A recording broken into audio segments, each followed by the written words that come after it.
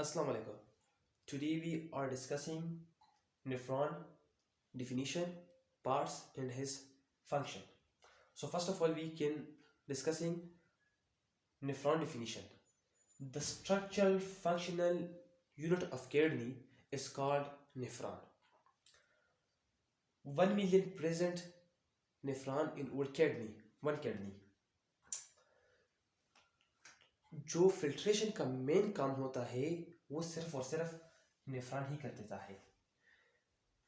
Blood जब आ जाता है किडनी में और वो साफ करने का जो तरीका और मैकेनिज्म होता है वो सिर्फ और सिर्फ नेफ्रॉन का काम है। वो किसी तरह साफ कर देता है, किसी तरह उसे न्यूट्रल को अब्जॉर्ब कर देता है, न्यूट्रल को किसी तरह पास कर देता है फिर किडनी से। तो ये सारा के सारा मैकेनिज्म नेफ्रॉन का है। So there is two parts of nephron. So the first of all parts is that renal corpuscle. The first part of nephron and is composed of glomerulus is a network of a capillary way. The Bowman capsule is a U-shaped structure around the glomerulus. Glomerulus का जो structure है वो ये structure होता है इसी तरह। ये तो बॉमन कैप्सूल का है मगर हम इसको थोड़ा बहुत ये बॉमन कैप्सूल है यू शेप और इसमें जो कैपिलरी प्रेजेंट है वो है ग्लोमेरुलस। जो रीनल कैपिलरीज रीनल आर्टरीज यहाँ पे प्रेजेंट है और इससे जो ब्लड पास होता है वो absorption of nutrients, salts, another things, another substance वो सिर्फ और सिर्फ बॉमन कैप्सूल कर देता है। बॉमन कैप्सूल कैपिलरी से सिर्फ और सिर्फ न्यूट्रल को अब्सॉर्ब करता है और उसका पूरा मैकेनिज्म यहाँ पे है। इसको ग्राउंड सेल भी कहा जाता है, ग्राउंड सेल।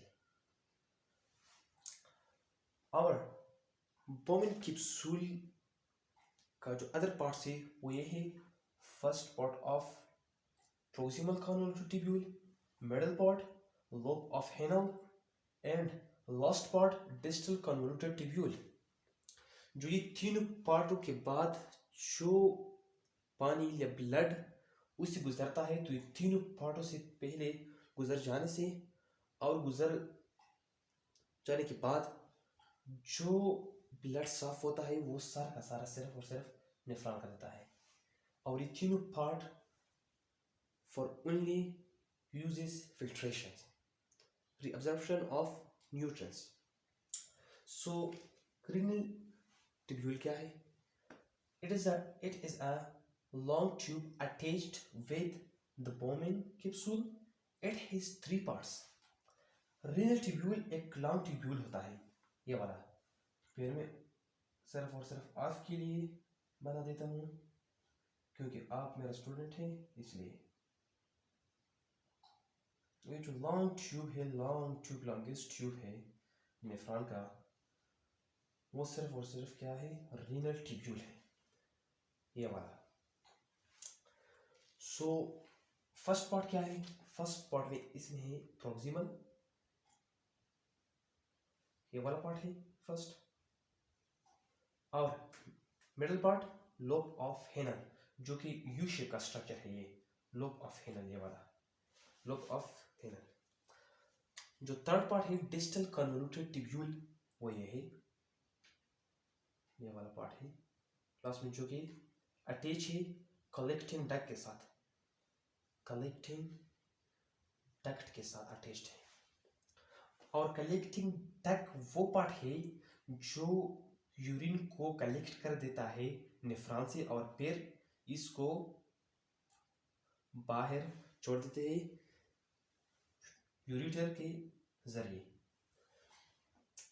तो ये थ्री पार्ट्स है और इसको हम डिफाइन करने वाला है कि इसका फंक्शन क्या है और इसका मैकेनिज्म क्या है। तो first of all we can discuss proximal convoluted tubule. So let's begin started. Renal tubules. There are three parts of renal tubule. First part is that proximal convoluted tubule. Second part lobe of Henle. Third part distal convoluted tubule. And his last part collecting duct. So the first part is definition is that it is a first part of R का मतलब है renal और T का मतलब है tubule. Renal tubule is called proximal convoluted tubule. It is the first part of renal tubule is called proximal convoluted tubule. So proximal convoluted का tubule का जो शेप है वो क्वाइल है, क्वाइल शेप, जो कि राउंडेड होता है इस तरह घूम घूम के, और इससे भी जो कैपिलरी है इस प्रॉक्सिमल कन्वोल्यूटेड ट्यूब्यूल से कैपिलरी भी राउंडेड होता है, क्योंकि इसी कैपिलरी से ये प्रॉक्सिमल कन्वोल्यूटेड ट्यूब्यूल न्यूट्रंस को रिअब्जॉर्ब कर देता है और इससे nutrients, substance and nitrogenous waste को भी ऑब्जर्व कर देता है प्रॉक्सिमल कन्वोल्यूटेड ट्यूब्यूल। ये बोमेन कैप्सूल है और ग्लोमेरुलस जो है वो ये है, इसमें कैपिलरी होता है, और ये ग्रीन कलर का जो है ये कैपिलरी है जो राउंडेड होता है प्रॉक्सिमल से, और ये ब्लैक जो है ये प्रॉक्सिमल है जो कि क्वाइल शेप होता है।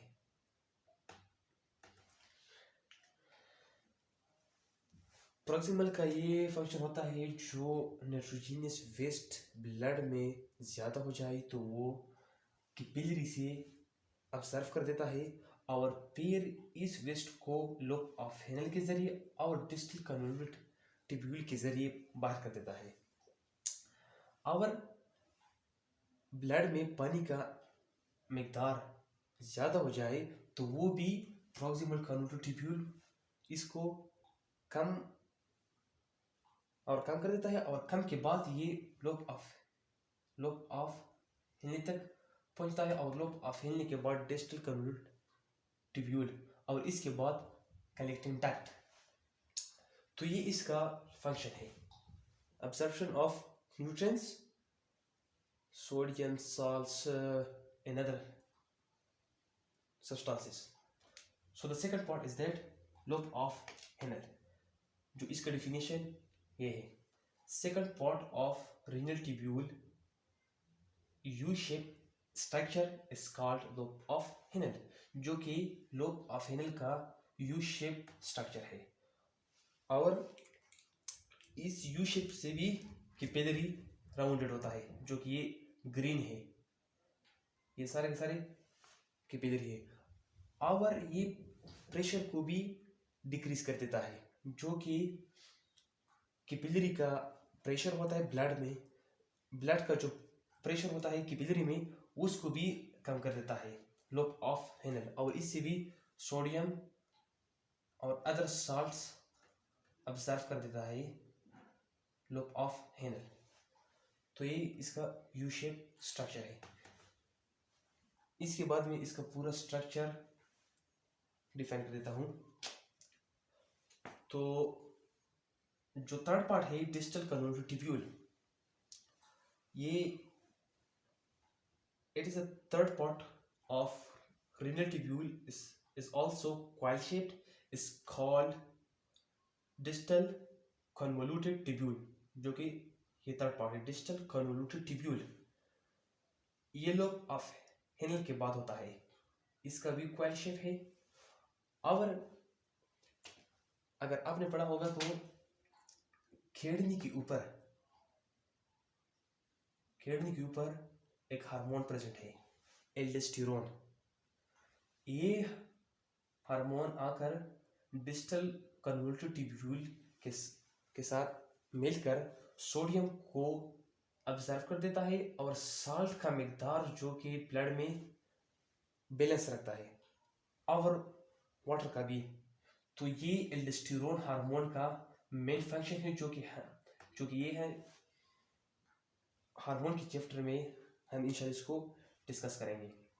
तो ये डिस्टल कन्वोल्यूटेड ट्यूब्यूल का डिफिनेशन था और फंक्शन था, जो कि लास्ट पार्ट है collect last part of renal tubules to collect urine. Main thing is that urine collecting out into the kidney with the help of pelvis, जो कि urine ये कलेक्टिंग डक्ट है, जो कि इस सारे प्रोसेस से यूरिन आँख कर यहाँ पे कलेक्टिंग डक्ट में जमा होता है और इसी के जरिए यूरिथ्रा के जरिए बाहर जाता है और पैर बर्ड से आउट होते हैं। तो ये सारा पार्ट जो है रीनल ट्यूब्यूल का है और इसको हम मज़ीद एक्सप्लेन करेंगे पूरे डायग्राम के ज़रिए। So let begin started. तो जी नेफ्रॉन का स्ट्रक्चर ये रेड कलर शो कर देता है ग्लोमेरुलस और बोमिन कैप्सूल जो कि एक कप शेप या यू शेप स्ट्रक्चर है, वो बोमिन कैप्सूल है। जो ग्रीन डॉट्स है वो ग्राउंड सेल है।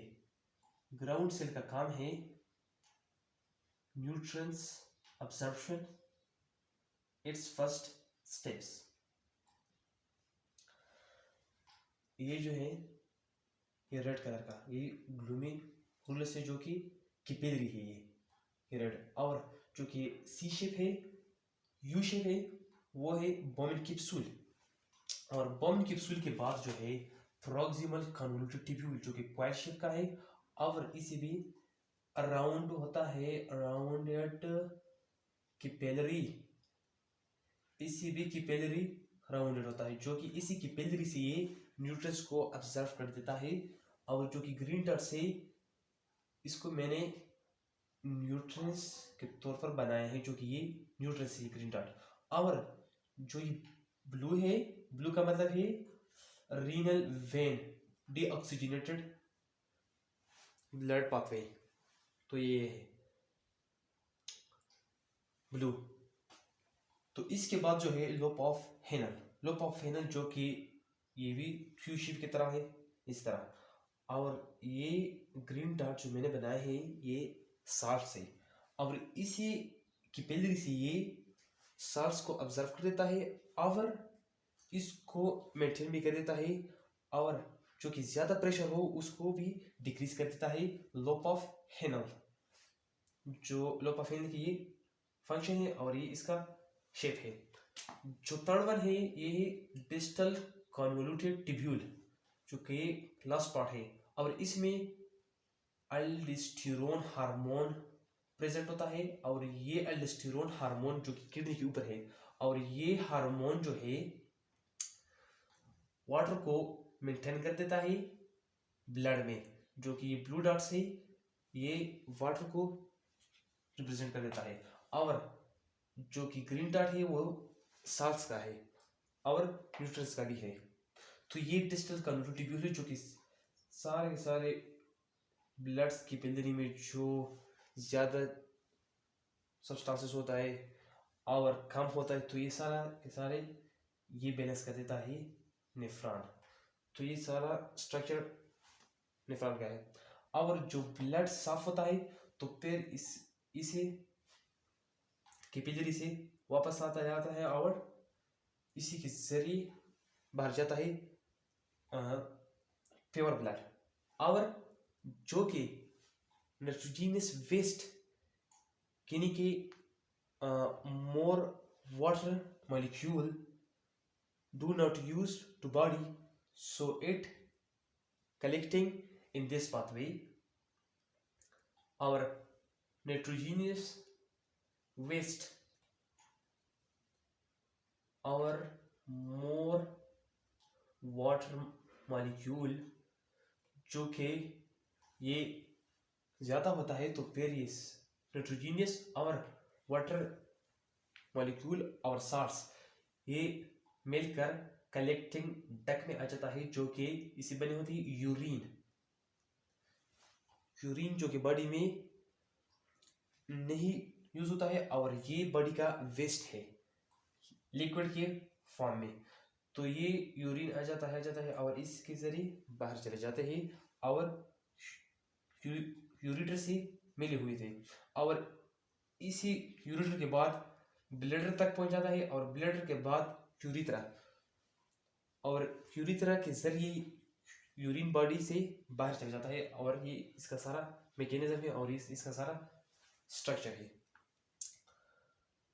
तो जो